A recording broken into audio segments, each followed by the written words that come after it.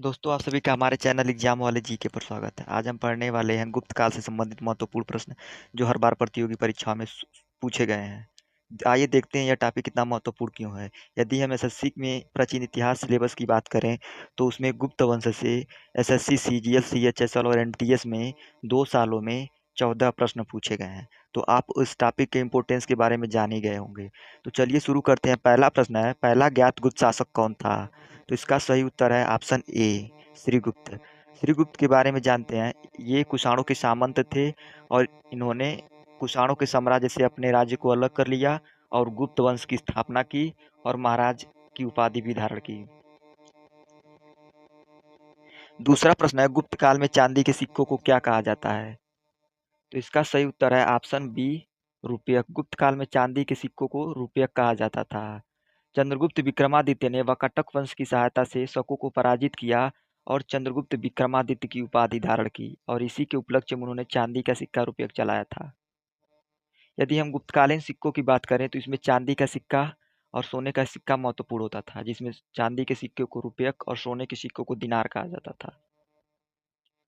तांबे का सिक्का भी होता था जिसे पण कहा जाता था। तीसरा प्रश्न है, गुप्त वंश के किस शासक को भारत का नेपोलियन कहा जाता है? तो इसका सही उत्तर है ऑप्शन डी, समुद्रगुप्त।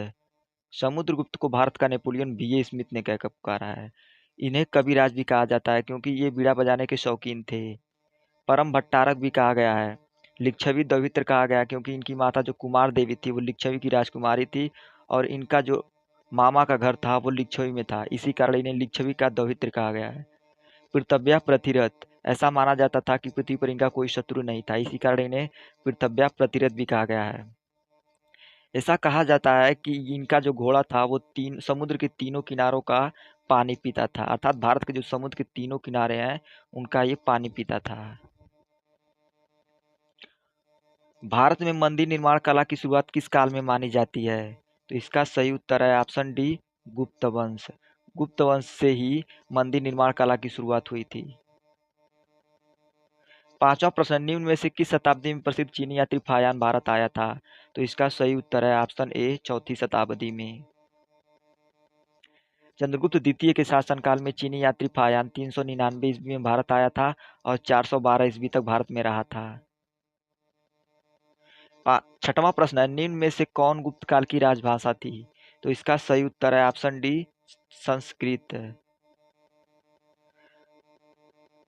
सातवां प्रश्न है, दशमलव प्रणाली के साथ साथ शून्य का आविष्कार भारत के किस वंश के शासनकाल के दौरान हुआ था? तो इसका सही उत्तर है ऑप्शन बी, गुप्त वंश। शून्य की खोज आर्यभट्ट ने गुप्त वंश में ही की थी।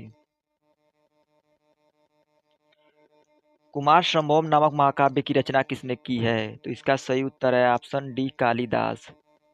कालिदास की रचनाओं की बात करें तो इसमें विक्रमोर्वशीयम, ऋतु संहारम और मेघदूतम प्रमुख काव्य हैं और नाटकों की बात करें तो कुमार संभवम, मालविकाग्निमित्रम और अभिज्ञान शाकुंतलम है, जिसमें मालविकाग्निमित्रम बहुत महत्वपूर्ण है। इसमें पुष्यमुत्र शुंग के लड़के अग्निमित्र का वर्णन है जिससे हमें शुंग वंश के बारे में जानकारी मिलती है। नवा प्रश्न है, दिल्ली में स्थित कुब्बत उल इस्लाम मस्जिद के परिसर में स्थित प्रसिद्ध लौह स्तंभ किसकी याद में बनवाया गया है? तो इसका सही उत्तर है ऑप्शन बी, राजा चंद्र। ये है दिल्ली का मेहरौली का लौह स्तंभ। इसकी खास विशेषता यह है कि इसमें आज तक जंग नहीं लगा है। इससे हमें यह पता चलता है कि गुप्त काल में जो विज्ञान था वो कितना उन्नत था। यदि हम कुब्बत उल इस्लाम मस्जिद में की बात करें तो इसमें कुतुब मीनार भी स्थित है जिसका निर्माण कुतुबुद्दीन ऐबक ने करवाया था और इसे पूरा कराने का श्रेय इल्तुतमिश को जाता है। और इसकी जो 5वीं मंजिल का निर्माण जो था वो किसने कराया था? फिरोज तुगलक ने करवाया था। 10वां प्रश्न की बात करें तो यह शूद्रक द्वारा रचित मृक्ष कटिकम क्या है? तो इसका सही उत्तर होगा ऑप्शन ए, नाटक। शूद्रक द्वारा रचित मृक्ष कटिकम एक नाटक है। 11वां प्रश्न है, किस इतिहासकार ने समुद्रगुप्त को भारत का नेपोलियन कहा है? तो इसका सही उत्तर है ऑप्शन बी, भी ए स्मिथ ने।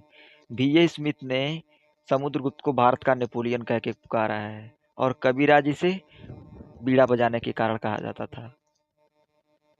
12वां प्रश्न है, प्रयाग प्रशस्ति या इलाहाबाद स्तंभ अभिलेख का संबंध किस शासक से है? तो इसका सही उत्तर है ऑप्शन बी सी समुद्रगुप्त है। यदि समुद्रगुप्त का प्रयाग प्रशस्ति अभिलेख की बात करें तो इसे लेखक हरिशेन ने लिखवाया था। भाषा जो है इसकी वो है संस्कृत और इसकी जो लिपि है वो है ब्राह्मी।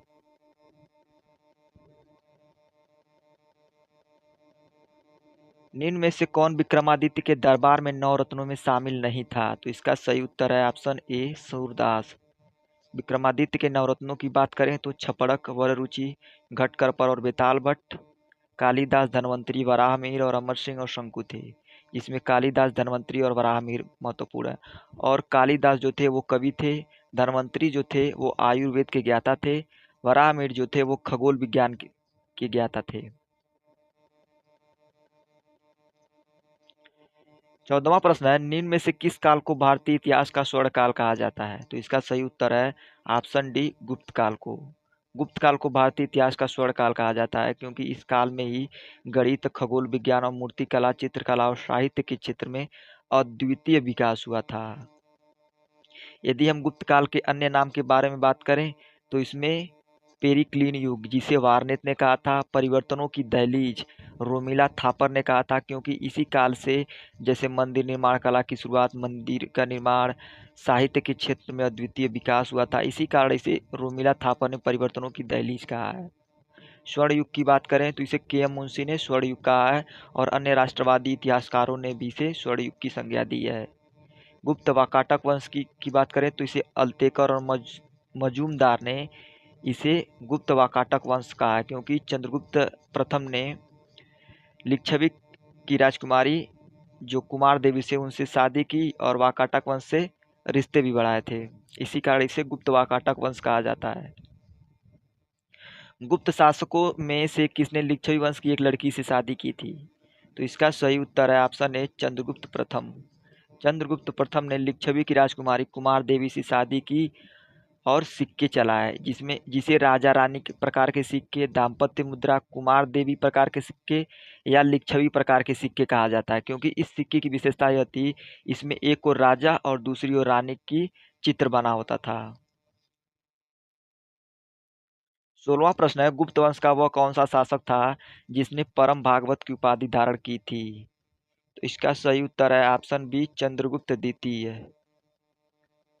चंद्रगुप्त विक्रमादित्य की उपाधियों की बात करें तो इसमें विक्रमादित्य शकों पर जीत के बाद उसने विक्रमादित्य की उपाधि धारण की थी। यह जो उपाधि थी वह इतना फेमस हुई कि इसे अन्य 14 भारतीय राजाओं ने इसे धारण किया। मेहरौली के लौह स्तंभ में इसे राजा चंद्र कह के पुकारा गया है। वैष्णव धर्म का अनुयायी होने के कारण इन्हें परम भागवत कहा गया है। शकों पर जीत के बाद जनता ने इन्हें सकारी कह के पुकारा और सांची के अभिलेख के 7वीं पंक्ति में इन्हें देवराज कह के पुकारा गया है। 17वां प्रश्न है, समुद्रगुप्त के प्रयाग प्रशस्ति अभिलेख में निम्न में से किस मुगल शासक का उल्लेख है? तो इसका सही उत्तर है ऑप्शन सी जहांगीर।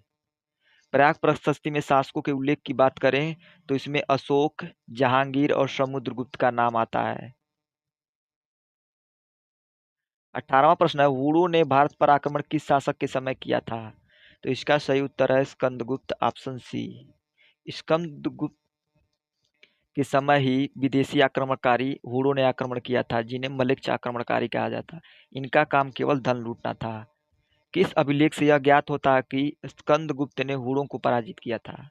तो इसका सही उत्तर है ऑप्शन ए भीतरी स्तंभ लेख। भीतरी स्कंद लेख से हमें स्कंद गुप्त ने हुणों को पराजित किया था इसके बारे में जानकारी मिलती है। सुदर्शन झील का भी जीर्णोद्धार जो था वो स्कंदगुप्त ने करवाया था। 20वां प्रश्न है, गुप्त काल में भूमि कर की दर क्या थी? तो इसका सही उत्तर है ऑप्शन डी भूमि उपज का 1/6। 21वां प्रश्न है, सती प्रथा का सर्वप्रथम साक्ष्य किस अभिलेख में मिला है? तो इसका सही उत्तर है ऑप्शन ए एरण अभिलेख में।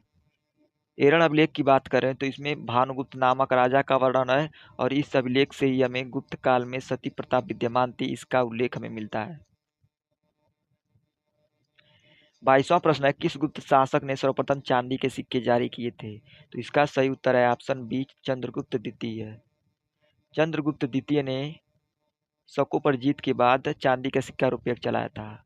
किस गुप्त शासक ने सर्वप्रथम सिक्के जारी किए थे? तो इसका सही उत्तर होगा ऑप्शन ए चंद्रगुप्त प्रथम।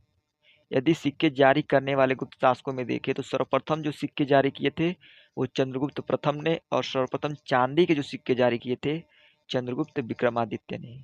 इसमें कंफ्यूज नहीं होना है। 24वां प्रश्न है, निम्न में से किस शासक को शक विजेता कहा जाता है? तो इसका सही उत्तर है ऑप्शन बी चंद्रगुप्त द्वितीय।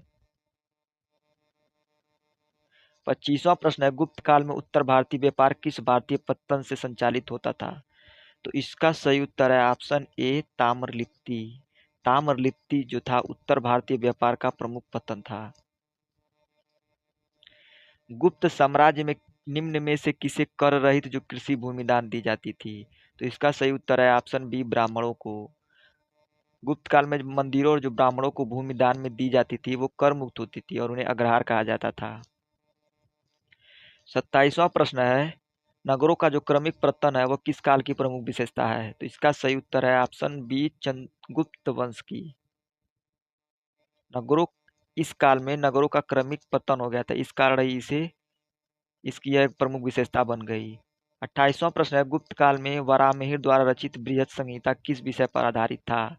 तो इसका सही उत्तर है ऑप्शन ए खगोल विज्ञान। जो वराहमिहिर थे वो खगोल विज्ञान के ज्ञाता थे, इसी कारण इन्होंने खगोल पर आधारित एक रचना बृहद संहिता लिखी। 29वां प्रश्न है, मूल्यवान रत्नों में गुप्त काल में किस रत्न का सर्वाधिक व्यापार होता था? तो इसका सही उत्तर है ऑप्शन सी मोती। बहुमूल्य रत्नों में मोती का व्यापार सर्वाधिक होता था। 30वां प्रश्न है, नालंदा विश्वविद्यालय की स्थापना किस गुप्त शासक द्वारा की गई थी? तो इसका सही उत्तर है ऑप्शन बी कुमारगुप्त। नालंदा विश्वविद्यालय की बात करो तो इसकी स्थापना 450 ईस्वी में कुमारगुप्त ने की थी, और इसे जो जला दिया था अर्थात ध्वस्त कर दिया था बख्तियार खिलजी ने 1193 ईस्वी में। यदि हम नालंदा विश्वविद्यालय के फैक्ट की बात करें तो इसमें इसे दुनिया का पहला आवासीय विश्वविद्यालय कहा जाता है, क्योंकि इस विश्वविद्यालय में लगभग 12,000 विद्यार्थियों के रहने की सुविधा थी। आवासीय विश्वविद्यालय का मतलब होता है जिसमें हॉस्टल की सुविधा हो, ऐसा विश्वविद्यालय जिसमें हॉस्टल की सुविधा हो।